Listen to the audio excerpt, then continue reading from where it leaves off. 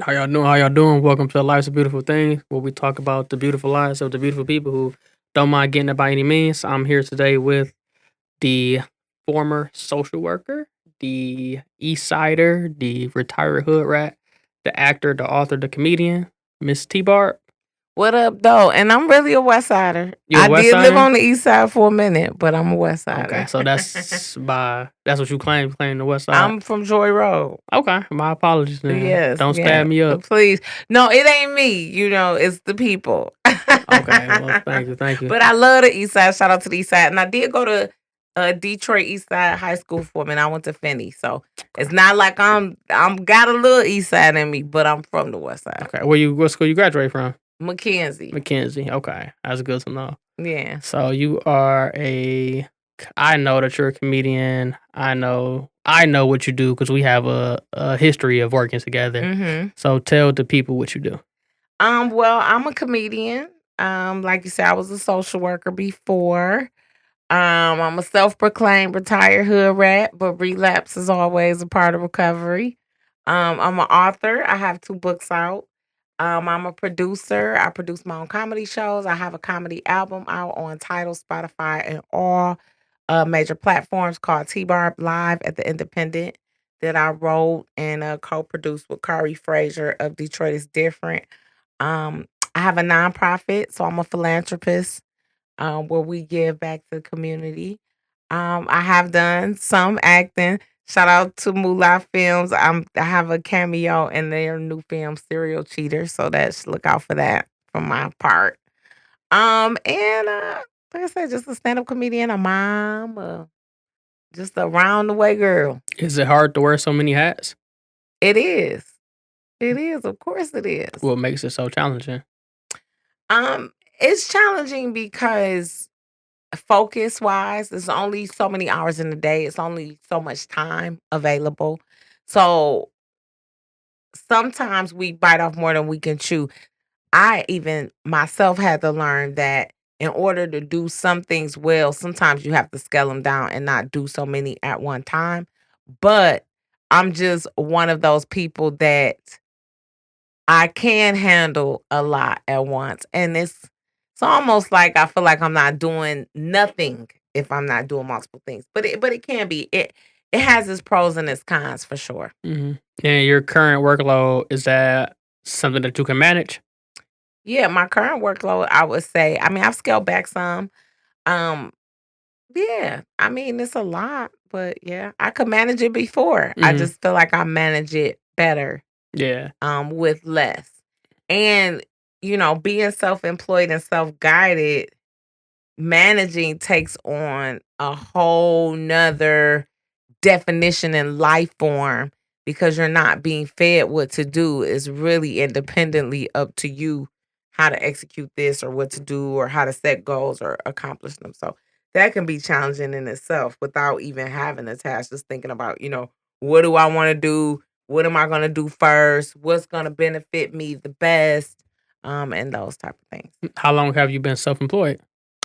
Well, I quit my job. Now it's been 4 or 5 years. It's and time goes by so fast. It does not seem like it, but it is. I think I quit, and it might be about 4 years now. 2019 or the 20. I think it was 2019 when That I. was when you were a social worker? Long? Yeah, but but I'm probably in the service for a long time. But yeah, it's been about 4 years since I left formal employment. Do you Yeah, still be out here slanging weenies? of course, Really? of course. So, Private events only. Delicious dogs. Give us a call. so tell me about that. Well, I mean, that's something that was started. I worked there when I was in college, so I went to Dillard University in New Orleans, HBCU grad. Whoop whoop. And when I was in college, when I would come home in the summertime, I was working there. And he had been doing hot dogs. It's my dad's best friend, like a goddad to me. He had been doing it for years. And when he was ready to retire, he asked me, did I want to buy it before he put it up for sale? And I did. So that was 19 years ago. Wow. So yeah. How How was that being a hot dog stand owner? At such a young age, I was young. How old were you? Young, probably like 20. When I started working there, I probably was 18, 19, but when I actually bought it, I was like 21 or 22, something like that, yeah. But it was different. It was just trial and error. I had a lot of information from working there, so I knew a lot about the operation. But working somewhere and owning something is two totally different things. And I think that some people can make things look so easy that we just feel like, oh, I got this. Yup, I could do it. No, Mhm. this person is making it look easy, but it's not. Mhm. So it was one of those things. I went through a lot of trials and tribulations, but I'm still there. So Mm. it obviously was worth it. But it's all because a lot of them have sold their businesses, got rid of it. So you the plug. You putting folks on. We're not putting folks on, but I do feel like, especially in the Black community, that's something we don't do as often as we should, which is share resources. I'm not saying to share everything, because that goes for my white friends, my Black friends, my Asian friends. They all have a certain amount of knowledge that they feel like they've paid to acquire, but there are some freebies that we should give. You know what I mean? Everything I understand. I'm not gonna sit down and take you down to the city county and then take you to the, but I can give you the instructions free of charge. There's nothing wrong with that. Yeah, it's when you start asking me to say, hey, and you want to keep calling, okay, well, let's set something up. But if you a go-getter and you got the hustle and the grind, I'll provide you with the information and and I will support you in doing it. And what's the craziest things that didn't happen working at this hot dog stand? Ugh. I mean, like what? Give me a category. This has been 19 years downtown 19 Detroit, years. Cadillac Square and Woodward. Before, like everybody's at the Midway now. That used to be a parking lot in my corner, Hmm. Jefferson and Randolph. So you probably got to narrow it down because Just give me something. Give me one I've good seen one. shootings. I've seen people have sex outside. Really at the hot dog I've stand? seen not at the stand, But but by the like yeah, stand. by the And stand. so you at work and you see some folks getting it on. On the side, yep. I've seen Did they come get a hot dog at that when it one was time done? I almost blew myself up. I burnt off all my eyelashes and eyebrows Oh wow. before. One time I was in it and it rolled off the curb. It rolled in the traffic while I was in it. I mean, it's a lot. We've hit one time, somebody stole the countertop they used to go on it, power up to my power source. I mean, it's people drunk. People I had a guy give me $200 tip, drunk, falling out. I was there when the Super Bowl came to Detroit. So I mean, Was that a good night for you, Super Bowl night? it was an amazing night. But this was years. Oh Mhm. my God, it was so long ago. But I mean, I've seen a lot. That cart is I would have never I've had assumed. a lot of homeless people work for me. Hmm. A lot of displaced. They have all these words, but you know what I mean. A lot Mhm. of the locals work for me, so I've seen them fight people for me. People have come over. It used to be a guy down there that used to threaten to spit, and I've had some of my guys like jump up. I mean, it's it's crazy. You the girl downtown when you got your group of I got a Mhm. group of guys, they gonna go to war for You me. had some goons. Yeah, I got some goals. That's funny. I mean, cause I feed them every day or I give Mhm. them a job or a couple dollars, That goes a long way for somebody who's really hungry and you feed them. Mhm. That goes a long way. That's great. That's definitely a civil service. You're going straight to heaven for that one. I don't know. We got a few more things to work through, but thank you. Is that the reason why you do private events now? No, I do private events now because it's like we were saying in the beginning, because I am a comedian and that takes so much of my focus. That's my primary focus. That means that other things have to kind of take a back seat. And I'm kind of at a point in my life where everything is not financially driven.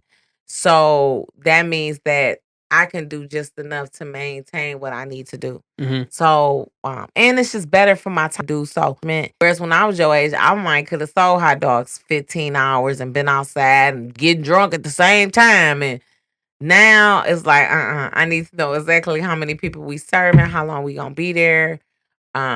It's just is as I get older, I learn to work smarter, not harder. Mhm. So if I can make a couple bucks and I know exactly what I'm making, exactly what time, how many staff I need, and all that, it's a little more efficient for me than just being out there selling, having to have enough. It's just a different business model, was all. Mhm. So out of all the hats that you wear, is stand-up comedian your favorite hat? Absolutely. I like to cook too. I think doing stand up and cooking are probably So tell us what you like to cook. well, I'm a vegan. Mhm. So, but I like to cook anything. How I long just have you like been a to cook. vegan? Uh well, I haven't eaten meat in 7 years, since a little bit before I started comedy, but I've been a vegan a little over a year now. I started off vegetarian, so I was eating eggs, cheese, and stuff like that. What So made you decide to take that transition to vegetarianism initially? to vegetarianism, it Mhm. was a spiritual journey. So what kind of spiritual journey was that? Just a sacrifice. Yeah, just a personal spiritual sacrifice. That's how it started, and it just went on from there. Do you feel as if you achieved what needed to be achieved doing that? Somewhat. I mean, I'm still not eating meat, so I feel like the journey is still not over. But I feel like I got a lot of value, and I think that it just speaks to us having our own personal relationships with God or our higher being, or and just following through with whatever it is for you, just tapping into whatever that is telling you. I haven't had it in so long, and as you stop, then you start getting other reasons in the midst of it. So I'm down the rabbit hole now. Do you feel closer to God now that you haven't consumed any meat for such a long time? I just feel closer to God because I've grown in my spirituality. Can I say that I I don't even want to say that that's a jump start, because it started a little bit I mean, it started before that. Um what I can say is I feel more disciplined.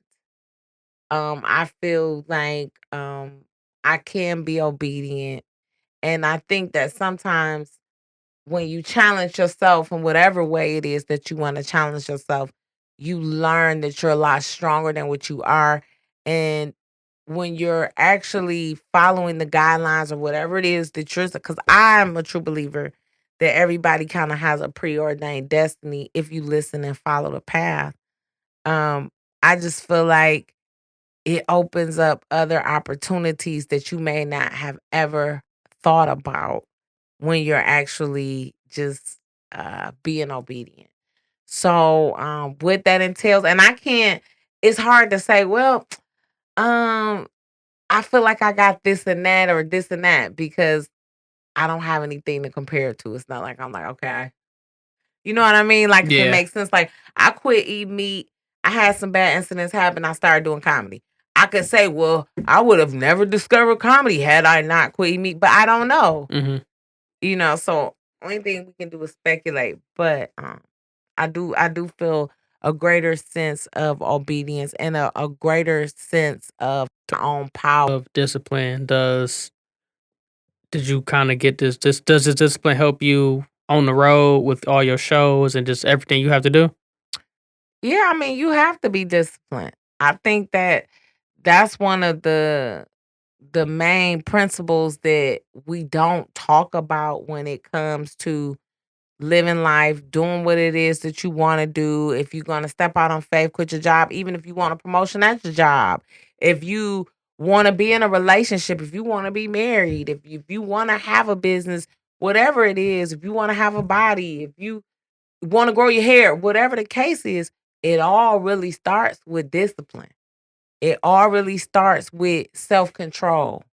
It all really starts with being able to say, hey, this is what I want. These are the steps to get it. And no matter what, I'm going to stay on this path. And I think that that's something that, a lot of people lack. And it's hard. It's not like it's an easy thing to be disciplined. What kind of discipline does a lady stand-up comedian need to make it in this game? All comedians need, everybody needs discipline. I do feel like women overall sometimes may need a little more discipline, and then women in entertainment, and then black women in entertainment, because there are a lot of things that and not to shut your mouth on any issue. If it's an issue you wanna speak up on it. But you have to sometimes learn the discipline of not speaking out of turn. Sometimes we are listening to respond instead of listening to active. Just gotta. So I haven't even listened to everything. It's like it takes an extreme amount of discipline to work and stand up. Now, I don't think a lot of comedians have discipline. I don't think a lot of comedians even think about it. Mm. I think we're artists and we do what we want, but I think that's the difference between who you see at certain levels and who you don't. And I don't think that when it comes to that part has nothing to do with funny. That's business. And I think a lot of people don't see, not just comedy, entertainment period, don't see it as a business. They see it as I'm creating, which is what you're doing first and foremost, but it's still a business. And in anything, whether it's going to school, going to work, it's rules. It's rules. Whether you work for yourself, it's still rules. And a lot of times, and I'm not saying because some rules are meant to be broken. Let's get that clear. It was a rule or a law that we were slaves. I'm not. That's for your own personal discernment. But I think that when comedians or people establish rules and then discipline and then goals, that will set you apart from just being a hobby or just being funny. Because I know a whole lot of people that are hilarious, but they lack the discipline to make it a career or to financially benefit or to take it to another level. So comedy is a process. Hell yeah. So what does your process look like? What you mean process as far as like what? I met T Barb in 2017, 2000, long time ago. We went to Macon, Georgia, and Atlanta, if I'm not We mistaken. sure did. And great. One of the great that experience changed the both of us, me and my boy. And I remember one of the things you were saying was, you don't do more than 2 drinks. Or at that time, you don't do more than 2 drinks before you get on stage. Right. So that was a part of your process then in 2018. That was like September, October, November of Mhm. 2018. So now we're in July of 2023. What is your process? Well, I don't drink at all anymore. Which is not a problem. I know I don't have everybody be like, "Well, what happened?" No, I didn't run over nobody with my car and end up at the 12th precinct. That's not what happened. It was just a personal choice for me, being that I started drinking when I was 11 or 12 years old, and you have health benefits. I'm getting older. It's just not worth it for me. I still encourage people to get drunk if they want to. It's just, and to me, that goes back to kind of what you're saying. For me, being a single black female out in the streets doing comedy at a certain level, I really need to be watching my surroundings at all times. I really need to be making sure, and I know how I am as a drinker. I get loose, I have fun, I left my drink here, somebody want to put something in there or whatever, and I just have to be on high alert. So that's a decision I made to make sure that I'm always on top of my game when it comes to that. But the process, I mean, in a perfect world, somebody gonna go give me something to eat. Imma lay down all day. Imma work out, maybe give me a good workout in, and then pray for an hour, and then Imma be fresh. In reality, get something to eat, I think is important, to have some nutrition. Maybe might smoke a joint, have an edible or something. I gotta get my outfit together, because I think that that's presentation is important to me. I'm gonna do my makeup. Um, I'm gonna get in a car and get to the venue and try and Mhm. be there early. And definitely gonna pray before every show. Definitely gonna take a slight moment of silence. I think sometimes before show, people think comedians being funny. Like if you keep talking to them, sometimes we really trying to concentrate on, because in acting, in music, cut, retake, comedy, and when you're on the stage, That's it. Mhm. This it. This is a live activity that is in real life, that is going before a live audience, and you have to be on point to, to be able to entertain them. So that's kind of what the process looks like. Show day is really, it's a prep day. And I see why, before it's gonna be like, oh, they bougie. Don't nobody need a stylist. Don't know. I see why, because it is a lot of pressure on you to come up with the material. Now I'm worried about how I look, how my hair look, because people see you before they hear anything that you say. So that's just like you go to work, and when I worked for the state, it was business casual attire. Well, now I gotta come up here looking fly. That's part of my set. That's part of the persona. That's part of people are coming to see me be polished. Mhm. That's how I feel. So, yeah. So show day is, it's just probably creative all day, from the outfit to the prayer. No matter what, if I can't get a drop of makeup on, and it's just one of those days, that show, it got to be prayed over. So. So you your own stylist, your own driver, Mhm. your own chef, Mhm. your own writer. Mhm. So you do just a one woman show. Uh-huh. So how do you come up with your material? I mean, a lot of it is real life example stuff, and then sometimes I come up with a lot of material on the stage, and then I'll go back and write it. I record most of the sets I do.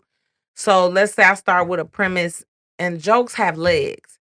So you could start with the premise of, let's say I'm talking about my son and he fat, and then I talk about he got boy titties. Boom.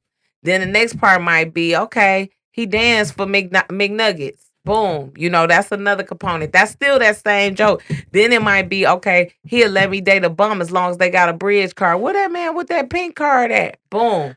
That ass. Then that done took it to my son being fat to dating. Then I got a joke where I kind of talk about, I'm just kind of exaggerating, like how I became vegan is trying to keep my son from eating my snacks, because kids always eat all your stuff. Yeah. So then that goes into vegan. And so they may be things that's on my mind that day that I may say, you know what? Or my son may actually do something. I may say, that's funny. Or like the other day, I went to CVS, and I do these only in Detroit voiceover videos, narration, whatever they want to call them. And a young man came in, and I'm thinking he's selling stuff, selling me some candy bars. Well, he was selling turtles. Who's selling So turtles? that's a only in Detroit moment that might go on the set where I'm talking about turtles, like real, not turtles. These turtles from. I was like, whoa, when he had, he Did you really did you had. buy one? Hell no, we can't keep shit alive in my house. Excuse my life. We cannot keep. We had a turtle before, and when I came home one day, the turtle had climbed out the tank and was under the bed. Oh wow. So that lets you know it's just not good for us. So you have a son, right? Yes. That's your only child? This is my only one. And how old is he now? He'll be 17. Wow, that's dang. Unbelievable. I remember know. him when he was a little baby. What was it when he was a little bit younger? Yeah, it's unbelievable. So how does he take to your comedy? Does he like being a part of your jokes? Does he be like, "Mom, you need to chill"? Nah, he be laughing. My son, what I love about it is that my son watching me has given him a lot of courage to do. So my son's not really afraid to do anything. He's in a band right now, and they actually really doing shows. Mhm. It's tripping me out. Like, he is booked for shows. And I think that courage just comes from watching me. And see, when I quit, he was kind of. How old was he when you I'm trying started? to think. When I started like really getting into comedy, he was just going over like into middle school. So and so I worked a long time. So he's really been there. And when I shot a comedy special before, and it was very raunchy, it was extremely raunchy. It was very, very raunchy. And he was there. I didn't really want him there. His dad wanted him there. His dad felt like he should be seeing, it was my first like television production, that he should be seeing it. He actually worked as a production assistant on the set. And I just really talked to him. I think that my CPS background helped me with that, and just telling him that, hey, I'm a comedian, and this what comedy is weird because it's real and it's not real. meaning that these are my thoughts, these are my concepts. Everything is not based on things that I've actually done, and some of it is. So it's up to people to decipher if I want to tell them. So just letting my son know, hey, I'm your mom. This is my job. This is my persona over here. There are going to be some things said that may or may not be true. Um, but you just have to be willing to handle it and understand that that's just creative. And so I've kept my son really involved with my career. So then that way that he feels included and he understands that this is a business at the same time. So if it's a clean show, I'll bring him. I may actually go over some material and ask him what he thinks about this. Or if I do a voiceover, I may say, listen to this. Or his friends share my videos and don't know I'm his mom. So he'll be Hmm, like, yo, mama, you everywhere. So he's just kind of been immersed in it. I've kind of just made him a part of it. So that's great. He just a silent partner, huh? yeah, pretty much. And he feel like if you listen to him, he gonna take over. He gonna be doing the graphic design. That's great though. He wants to be involved. So that's a That's great. good He thing. wants to be involved. Yeah. Does he graduate this year or next year? Well, next year. Actually, he's going into the 12th, but they don't graduate till next year. So Yeah. yeah, What does he want to do once he finishes school? he's really into music. Mm. So he went on a black college tour. So he's in the choir. He's in the jazz band. He's played football. He's boxes. He plays the flute. So we have bought him turntables, I shot big equipment. So he makes his own beats and we just kind of encourage him to explore what it is that he may want to do in that realm. So he's not sure, but he's leaning towards like audio engineering and things like that. Yeah. How does that make you feel as a parent that she's kind of latched on to something good that he's not out and about doing whatever the hell 17-year-olds could be doing? He's really like following behind your footsteps. He's emulating you, which is a good person to emulate. Yeah, thank you. I love it. I think that instead of being like hiding things from him, because he's actually, been in the middle of production, seeing how other comedians may smoke, things that people do. And I just constantly talking to him, constantly reminding him of what he should and should not do. Even like with his vocals, I talk to him about not smoking. If this what you do. So you gotta take care of your throat. I let him go on the tours with them. He sung for President Obama when he Mm. came. I just try. My son has performed at the Fox Theater twice. I've never and Little Caesars Arena. Now I did do a gig at Little Caesars, but I've never done the Fox. So he's beat me on some milestones. Hmm. Those are things that I kind of big up to him. And I just really support his creativity. And I know a lot of parents don't. They have a vision for their kids. But I just feel like his vision is his, whatever he wants to do. As long as, like you say, it's positive. And I monitor his peers. I'm not over him. I don't hover over him because I just whatever. And at the same time, um, I'm watching them. I'm watching them because I want, oh yeah, let your friends come over here because I want to meet them. And I explain, I talk to my son about this the whole time.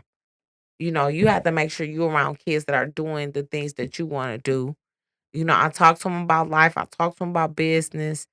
So I mean, it is. I feel good that he's picked up where he could have kind of went astray, but that's been very closely curated by me. And anytime he wants to do something that's positive, I like really, really bag it. He's done so many things that he didn't like. And I don't fuss at him if it's something that I've invested in and he ends up not liking it. That's okay too. Just trial and error We part trial of and error. parenthood. That's just a part of I it. know my mom's bought me a keyboard that I never used. I well just did that. I don't play the damn keyboard now, so she never barked at me about that keyboard, so I get it. Well, it's about giving you the opportunity because that's how we started playing the guitar. Mm. Somebody gave him a guitar. Okay. He went home. He was fiddling with it. The flute. He don't like playing the flute, but he signed up to play it. That's the only reason I made him follow through with Mm. it. But he doesn't have to stay there. Okay, next year you don't like the flute. That's just a skill you've acquired. Put that down. I don't know where he even got that from, but he was trying to learn how to read music at the time. But yeah, just really embodying what it is that he wants to do and just really being transparent and keeping him in the loop and being his parent, but still being his friend. You know what I mean? He ain't my friend. I'm his friend. Yeah. That's way and all that. But he can talk to me about anything. Mhm. And he knows even if I'm mad, I think I did a good job parenting wise. That's great. So tell me about that show you had at Little Caesars Arena. Well, it actually was we were paid for the Love and Laughter tour. And so we were with the Wildin' Out tour, and me and my comedy sister D-Lo Brown, shout out to her.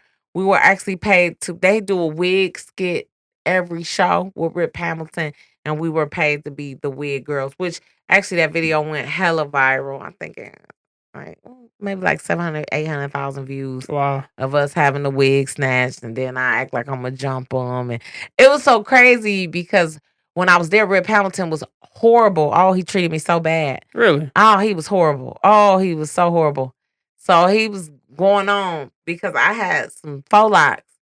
And I went out and spent my money and bought this big Diana Ross wig. I had it all covered up, plaited down. And he was like, no, he wanted to look stupid. He wanted to rip your wig off and you bald headed and all this stuff. So they because they was paying me anyway, they was like, well, you can act like you jumping them. So his manager was like, we pretending now. I'm like, I am pretending. I must was really.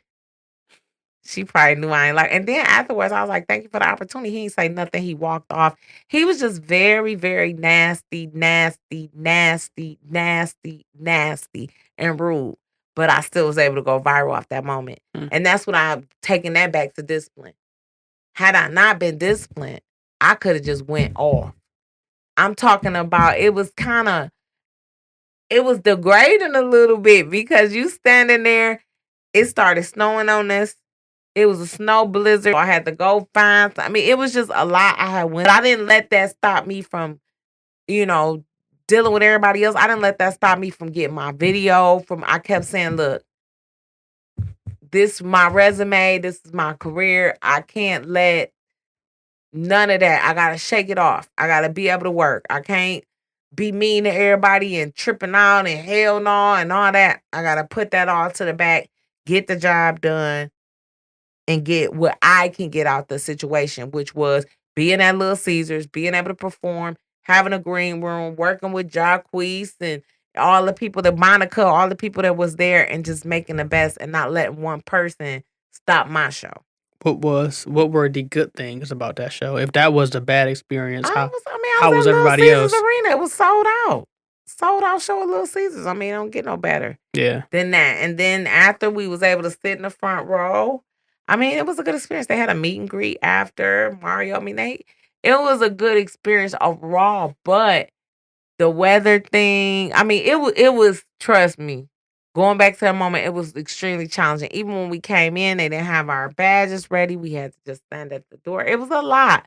But it's not what happens to you, it's really how you respond to it. Mhm. So, it's a lot of people in jail right now because they couldn't control their emotions in that moment. So just, that's it. But it was a great experience and it brought me a lot of notoriety and it was a good experience it was a good experience overall. Would you consider that one of your biggest shows? I mean, it was sold out at Little Caesars Arenas, but I still wouldn't consider it my biggest show because it's not like I did stand up. Mhm. I was just a part of a skit. Yeah. Yeah. What would you consider your biggest show? I've done It depends on what you consider big. What's the most people? I've done virtual stuff where it's been 10,000 people, Really? but in person, I can't. I've done so many shows. I don't know. I don't know. I have to really think So about that. tell me about the virtual shows. 'Cause I know you do a metaverse show, right? We're on break for the summer, but I actually was featured on Vice News for that show. Um, so yeah. Yeah, that was the metaverse was pretty big. I did a show directly for Meta at the Soapstone Comedy Club, which is different. It's a virtual reality experience. So everybody there is an avatar. So that was a good thing. Those shows. And I had a lot of my VR people come out to my regular shows when I was on tour. Mm. So that was a good thing. I mean, I've done a lot of shows. So, what's your favorite city to perform in? I don't know. I like Houston. I like LA. Um, yeah, I like Houston. I like LA. I like some New York. It's fun. I mean, everywhere I've been, it's been pretty. It's Where pretty cool. haven't you been that you would like to go? Um, to perform, I would like to perform in Toronto. I've been there, and I would like to do some international shows, some London shows. It would be nice to. I'm really looking for an international presence. What would it take for you to make an international presence? Just be having a venue. Um, I hear this night. No, I haven't done any comedy in Florida yet. Hmm. So, I heard Florida crazy. You ready to deal with I've Florida been man? to Florida. I've been to Miami, Orlando, Fort Lauderdale, and all that, but I've never performed there. Mhm. So So, do you have a manager or somebody who can set you up with just a show somewhere, or you do that all yourself? I do it all myself. So, if you wanted to get a show in Florida, would you have to call a comedy club and try to get Well, yourself on a ticket? it kind of works a little different. That's if I wanted that. If I had the time. A lot of people call me all the time. So, um, if it gets down to that. But I've been kind of fortunate enough that the people that's been in my rotation just have been people that contact me or I've worked with over the years. Or if I do, like I did my second independent tour this year and I'm finishing up in October. So it just really depends. It's about mapping it out. Luckily, I'm good with logistics. I'm good with networking. And like I said, it does get hard just doing it all on your own, but it's better to do it on your own than not to do anything. And when the time comes, God will provide the team that I need. Yeah. So, tell me about this tour you're going on. Your current tour. Well, so far we in April we did a show in the metaverse. So we were the first tour to go through the metaverse at the Soapstone Comedy Club on tour. I actually did a black art gallery in Austin called Richie's Art Gallery, which is nice. While I was there, I was able to do Joe Rogan's spot, the mothership. So that was a hell of an How was experience. that? How Just were the people there? I killed it. But it was nice. But it's a very Did you meet Joe Rogan? makes purest play. No, it's hundreds of comics vying for those spots. We did Austin. We did Plano House Comedy, Comedy Lounge in Houston.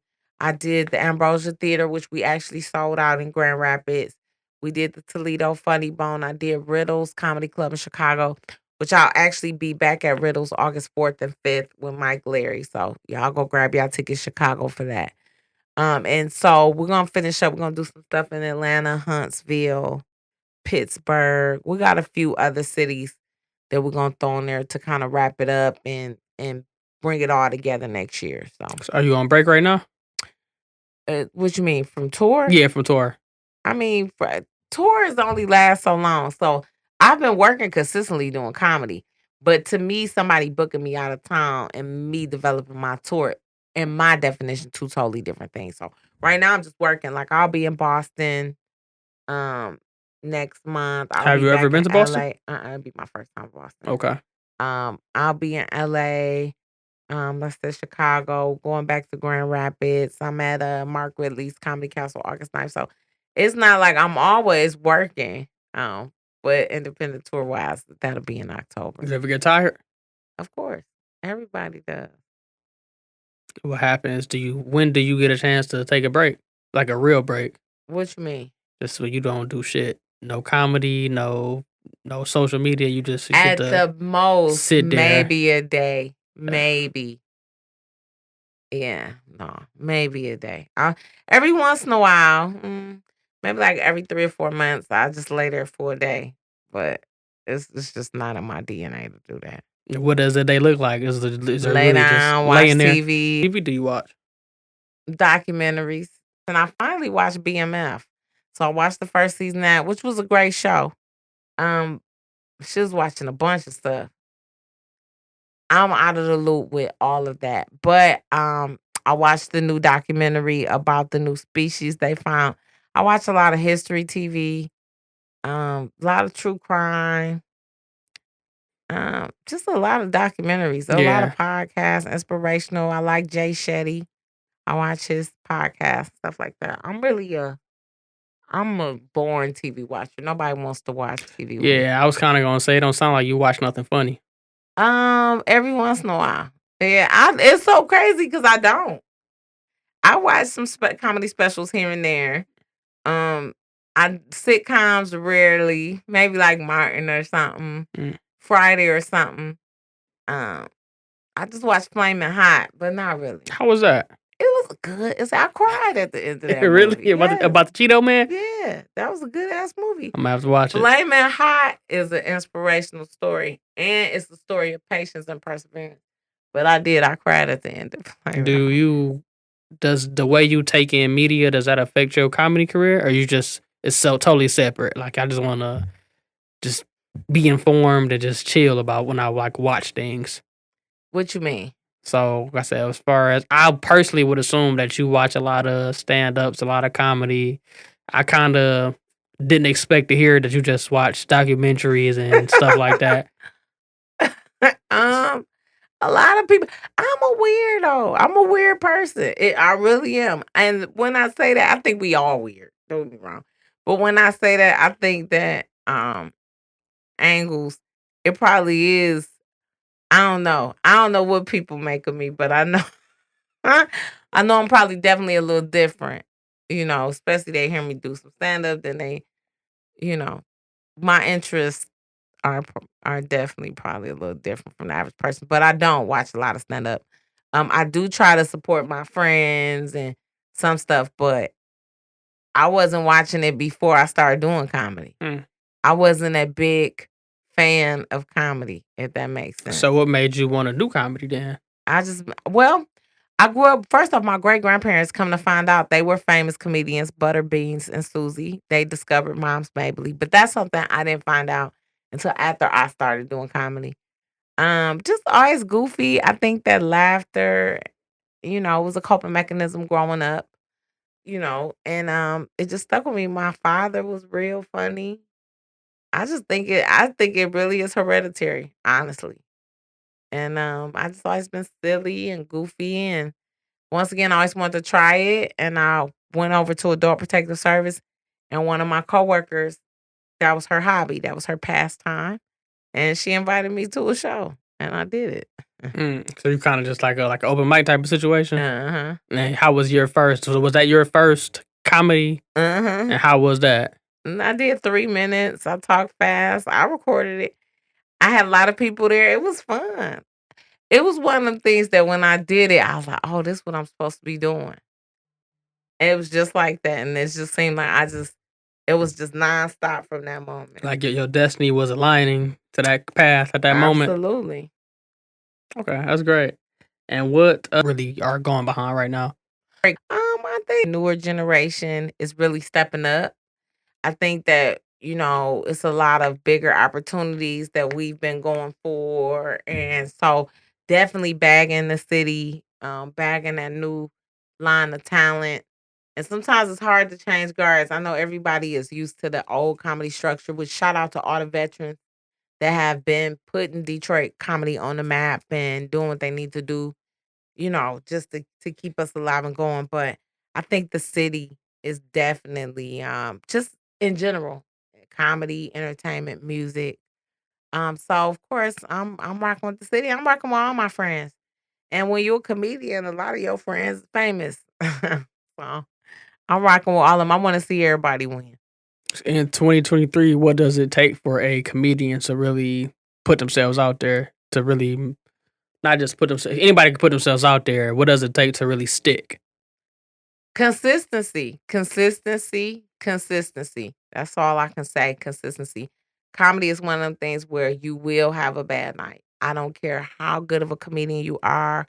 Um, even what seems bad to you, where everybody be like, you killed it, and in your mind, you like, oh my God, I didn't, so it takes consistency. It takes a lot of heart because this is an egoless game. Mm. Somebody hurt your feelings, you still gotta get your ass back up there and get your feelings hurt again. So that to me, that's the main thing. And once again, in today's world, we just kind of popcorn. Like we getting instant everything. This ain't an instant. This ain't a cup of noodles. Yeah. What does what? And you just up there like, and another thing. So would that be like A killer comedian. Yeah, that's horrible. I tell people this. If you really want to kill a comedian, don't just get quiet. Sometimes people think talking over them because then the talking get them an excuse like, hey, y'all not listening. If you sit there and just be silent for about 3 minutes, they dead in the inside. You'll know who got the real heart because they gonna keep on. But that take heart to be up there getting rejected in every step and still having to keep going. So that's what it takes. It takes tenacity and perseverance. And have you ever had to deal with a heckler? And all the time. So give me a heckler. Give me some heckler situations. The first time I did comedy with Kool-Aid, a heckler actually helped me. So it was my third time on stage, and it's like serendipity. I don't know how to describe it. I just feel like when it's something you're supposed to be doing, the stars will align and the universe will line up, and you'll be like, "Damn, how did I meet such such?" So long story short, I met a girl who introduced me to Kool-Aid, so I kind of jumped ahead of the curve there. And somebody dropped out. He told me I can get some stage time. So it was a drunk ass guy. And a lot of hecklers usually are drunk. Like not even just drunk as fuck. Yeah, because a heckler, a lot of people think a heckler is somebody stopping the show. A heckler is anybody who holler up something on the stage while you up there. Sometimes it might be something that helps, like, oh yeah, or sometimes it might be not that big of a deal. But sometimes, even when they're on your side and they keep talking, you have to be quiet. So this guy was standing up and he was drunk as hell. And he was like, girl. And I was like, hey, y'all, excuse me. Sit down. And then everybody started laughing. Should be putting a heckler out. But I done had to raw dog roast somebody to the point where I thought they was going to be waiting outside for me. So. So you wasn't getting at him like that? It depends on how bad the heckler is and what they say. The thing is, why would you talk to a professional comedian? This is what I do for a living. Yeah. It's like trying to hoop with Jordan. Yeah. Gonna get dunked on. Yeah, like, all right, LeBron, I'm about to run you. No, I wouldn't care. LeBron could be 80. And you could be your age 29 right now, and you still shouldn't be messing with LeBron about trying to hoop on him. Yeah. You ain't got the skills. And I think that comedy is the most disrespected field. Everybody thinks they're a comedian. The gas station man think he a comedian. Yeah. Yeah. So what makes a comedian a comedian? Jokes. It don't matter how funny you is just talking. If you do not have a actual joke that is rolled down, an actual joke that is synonymous with you as a comedian, you are not a comedian. Okay. So what are your goals as a comedian?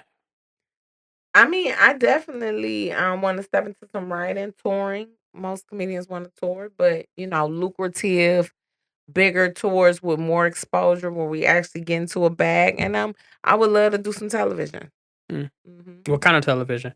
Sitcoms, comedic movies, comedy television, but television. How would you break off into something like that? Just depends. It's so many different opportunities. I mean, you can't say you just set a goal and everything you do should just be towards hammering in that goal. Okay. And what so do you plan on I don't know when I'm gonna do the next one, but soon. And until then, T Barb Live at the Independent is available on Tidal, Spotify, Google Music, YouTube. It's funny. Go check it out. How was that live? How was that experience for you? It was cool. It was a regular, the difference is I did have to be conscious of improv because the people on the audio tape may not know that somebody in here got orange hair because they can't see them.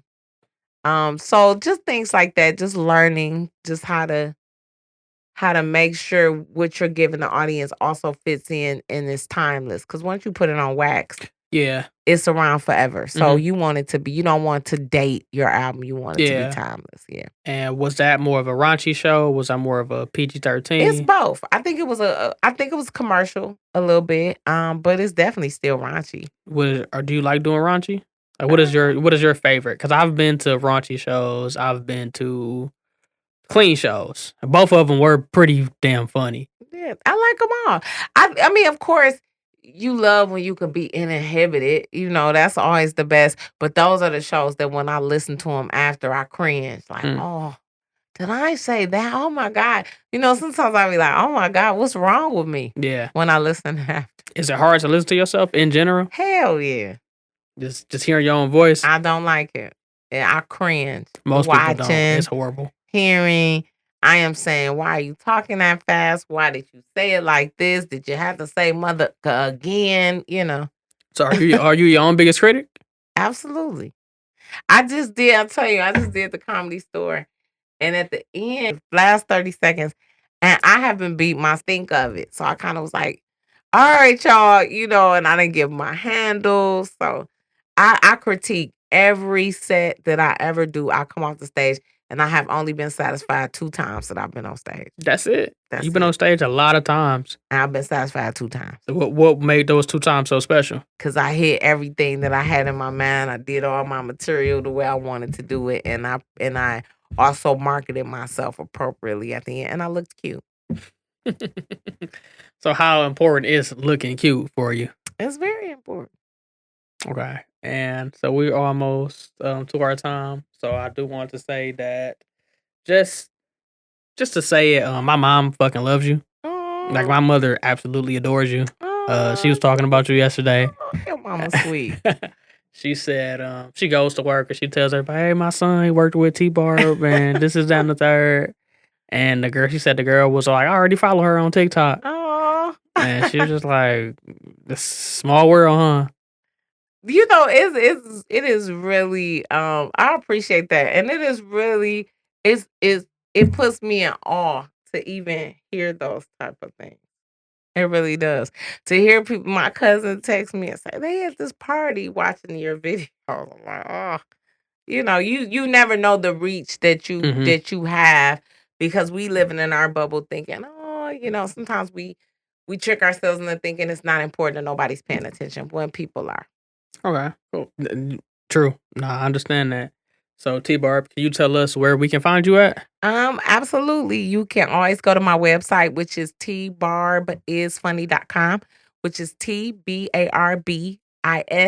And I am T Barb, comedian T Barb on Facebook, comedian T Barb on TikTok, and comedian T Barb on YouTube. My YouTube been picking up, so make sure y'all go subscribe over there. Catch y'all some laughs. Okay, y'all. And before I get up out of here, I do want to say personally, thank you, T Barb, for You're that. welcome. Thank you for coming out and talking to me today. Thank you for taking me and my boy out of town 4 or 5 years ago. That was definitely a life-changing experience. We had a ball too. Yes, it was a spiritual journey for the both of us. I'm glad y'all came. So thank you for that. And that's all, folks. Thank y'all for listening to Life's a Beautiful Thing. We'll see y'all next time. Peace.